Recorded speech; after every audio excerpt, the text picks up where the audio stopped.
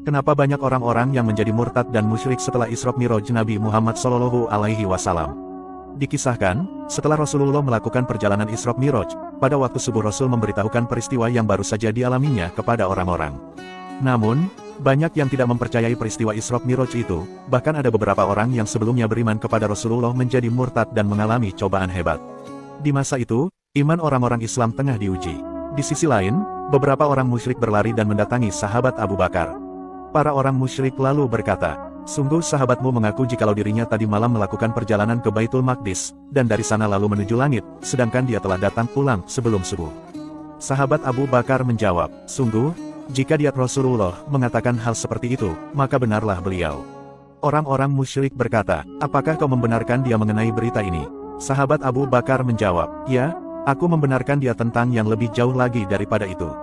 Ternyata, keimanan sahabat Abu Bakar ini memang sungguh luar biasa, karena pembenaran inilah, kemudian sahabat Abu Bakar dijuluki dengan gelar As-Siddiq, yang artinya adalah jujur atau benar.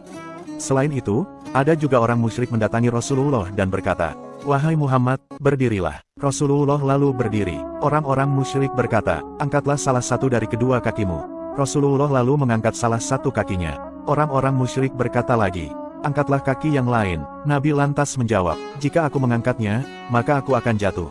Orang-orang kafir itu bertanya, "Jikalau kau tak mampu naik dari bumi sejengkal saja, maka bagaimana caranya kamu bisa naik ke langit dan ke Sidratul Muntaha?" Orang-orang kafir itu tak percaya dengan peristiwa Isra Miraj yang dilakukan hanya dalam waktu 1 malam saja.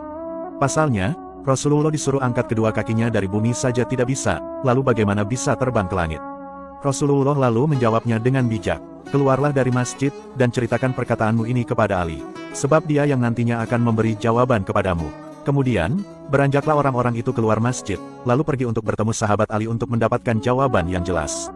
Setelah sampai, orang itu lalu bertemu sahabat Ali, ia lalu menceritakan kejadian yang tadi kepada sahabat Ali. Namun, tiba-tiba sahabat Ali mengeluarkan dan menghunuskan pedang lalu memenggal kepala orang kafir itu sampai mati. Tindakan sahabat Ali ini sempat ditentang sahabat lainnya. Para sahabat bertanya kepada sahabat Ali, "Kenapa kamu membunuh dia, padahal perkataan Nabi Muhammad SAW itu masuk akal?" Dan, dia menyuruhmu untuk menjawab, bukan membunuh. Sahabat Ali lalu menjawab, "Seperti inilah jawaban untuk si pembangkang. Sebab, Rasulullah SAW sebenarnya bukannya tak mampu memberi jawaban kepadanya, tetapi beliau tahu bahwa orang ini tidak akan menerima jawaban beliau. Maka, beliau mengirimkan orang ini kepadaku untuk kubunuh." Sebenarnya, jawabannya adalah bahwa tentu Rasulullah tak punya daya dan kekuatan untuk naik sedikitpun. Tetapi, terjadinya Miraj itu atas kekuatan dan kuasa Allah Subhanahu wa Ta'ala. Allah lah yang menghendaki Miraj terjadi dalam waktu singkat saja. Selain kisah itu, Nabi Muhammad dahulu mampu membuktikan kebenaran Isra Miraj itu. Dikisahkan, dahulu ada orang-orang yang berkumpul dan duduk di sekeliling Rasulullah. Mereka lantas bertanya tentang Baitul Maqdis. Mereka juga bertanya kepada Rasul, "Beritahukanlah kepada kami tentang kafilah kami, yaitu para saudagar kami yang telah pergi ke Syam. Apakah kau bertemu dengan salah satu di antara mereka?"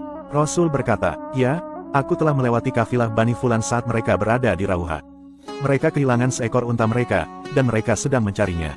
Sementara, di dalam perbekalan mereka ada air. Aku mengambilnya, lalu meminumnya, kemudian meletakkannya lagi. Maka tanyakanlah kepada mereka, apakah mereka menemukan air itu dalam gelas saat mereka kembali." Orang-orang berkata, "Ini adalah salah satu tanda." Mereka lalu berkata lagi, "Beritahukanlah kepada kami tentang kafilah kami.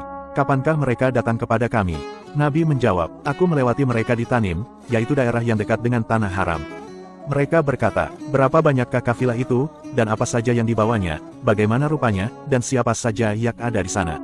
Nabi menjawab, "Kafilah itu sekian dan sekian, dan di sana ada Fulan dan Fulan.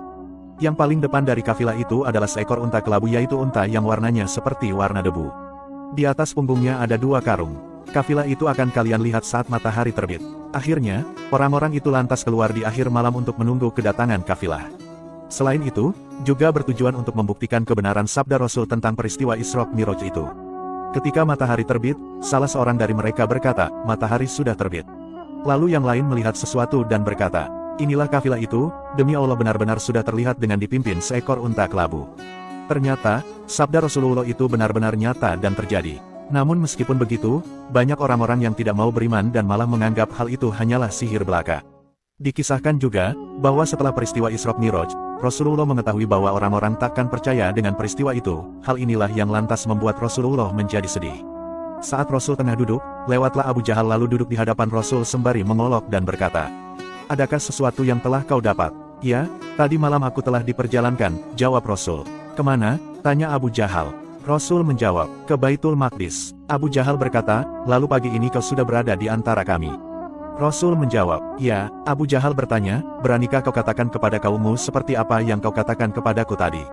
Rasul menjawab, "Ya." Abu Jahal lalu berkata kepada orang-orang, "Wahai Bani Ka'ab dan Luwai sekalian, kemarilah." Maka, mereka lalu berdatangan dan berkumpul di hadapan Rasulullah dan Abu Jahal.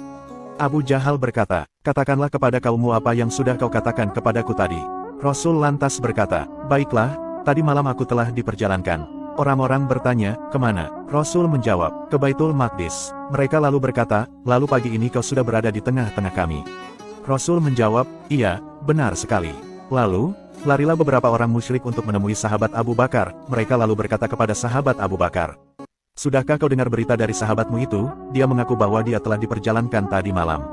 Sahabat Abu Bakar bertanya, "Benarkah beliau berkata seperti itu?" Mereka menjawab, "Iya, dia telah berkata begitu." Tidak berpikir panjang, sahabat Abu Bakar lantas membenarkan sabda Rasulullah itu. Karena pembenaran itulah, sahabat Abu Bakar lantas dijuluki As-Siddiq atau orang yang jujur.